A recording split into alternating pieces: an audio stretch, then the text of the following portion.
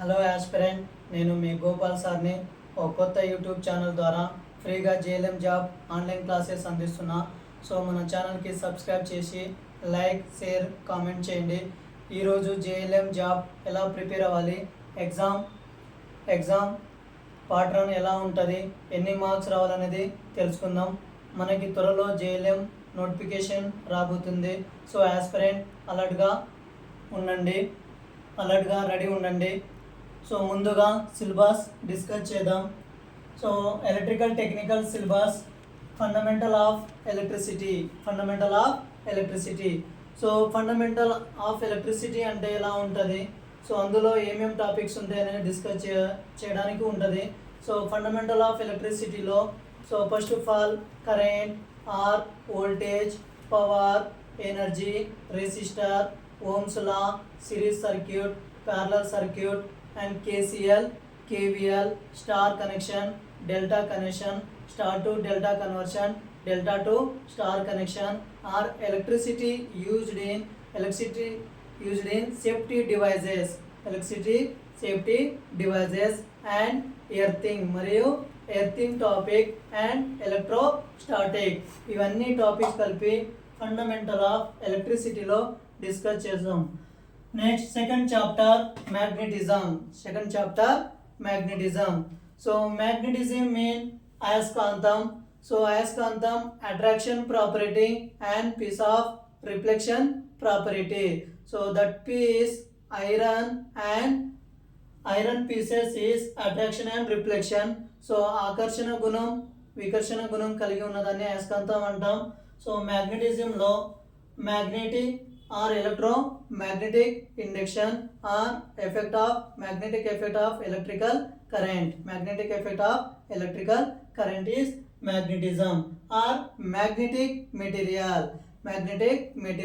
అయస్కాంత పదార్థాల ద్వారా ఈ మ్యాగ్నెటిజం డిస్కస్ చేస్తాం. సో బ్యాటరీస్ అనేది కణం, cell. So cell chemical energy convert to electrical energy.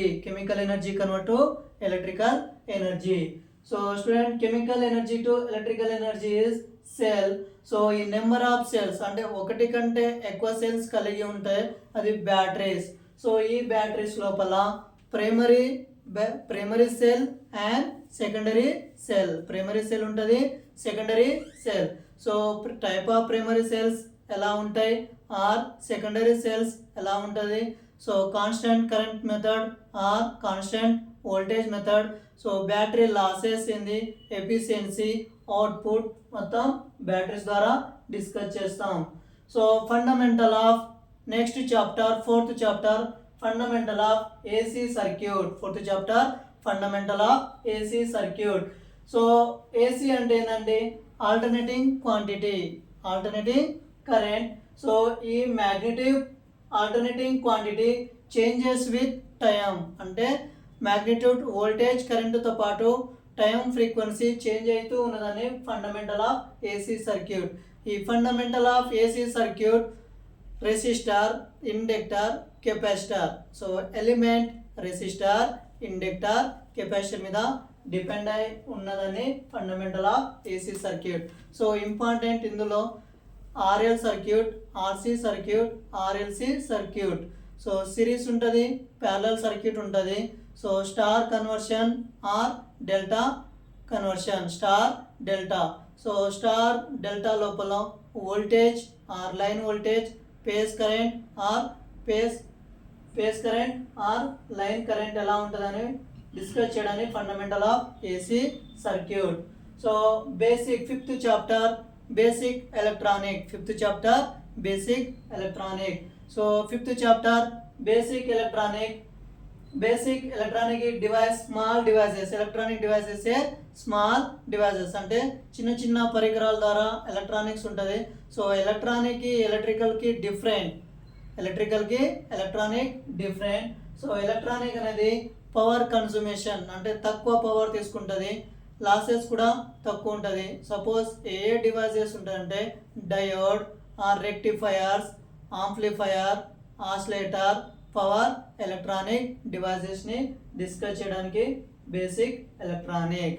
So DC machines, DC chapter 6 DC machine. So DC machine machines రకాలు DC machine, AC machine. So 6th chapter DC machine is rotating part. అంటే ఏదైతే rotate అవుతూ తిరుగుతూ కలిగి ఉంటే పరికరం ఉంటుందో అది మిషన్ కిందికి వస్తుంది. సో ఈ మిషన్లో DC సప్లై ద్వారా వర్క్ చేసేది DC మిషన్. సో ఈ మిషన్ లోపల వర్కింగ్ ఎలా వర్క్ చేస్తుంది, ఆర్ ప్రిన్సిపల్, తర్వాత characteristics, losses, efficiency, output, input, ఇవన్నీ డిస్కస్ చేయడానికి DC మిషన్స్ని యూజ్ చేస్తాం. So AC machine alternating current machine supply ద్వారా వర్క్ చేసేది AC machine. So AC machine 3 phase induction machine or single phase induction machine or synchronous machine. So ఈ synchronous machine 3 phase synchronous machine or alternator, ఇవన్నీ working principle or characteristics, losses, output, efficiency, armature reactions, ఇవన్నీ construction find out చేయడానికి AC మిషన్స్ని discuss చేయొచ్చు. So transformer అనేది స్థిరమైన device or statical device without changing frequency, one form conversion to another form.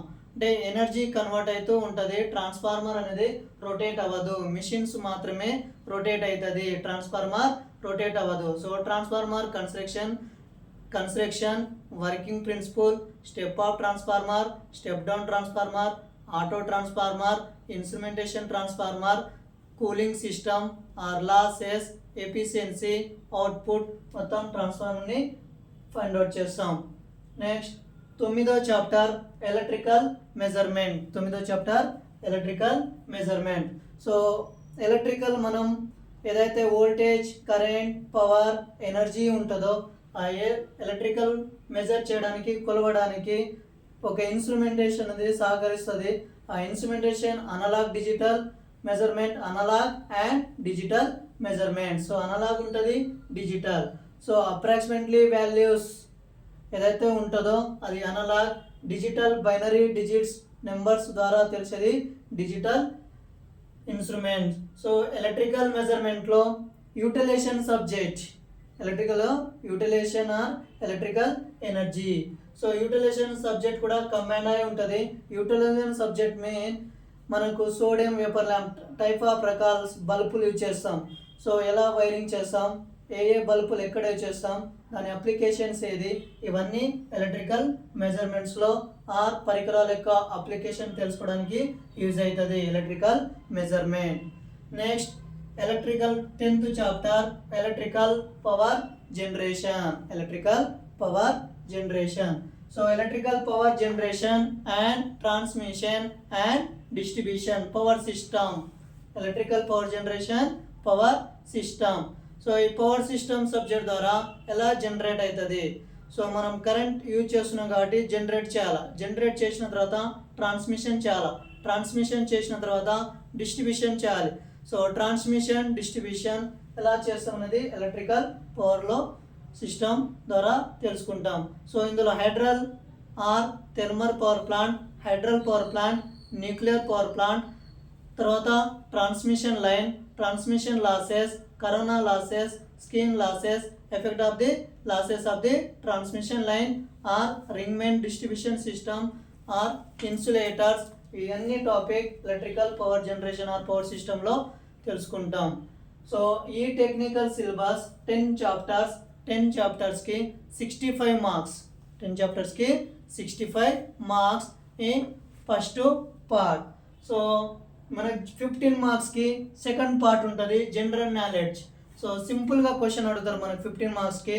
So అందులో first general knowledge, analytic and numerical ability and current affairs, consumer relations, history, geography and economy of India and Telangana.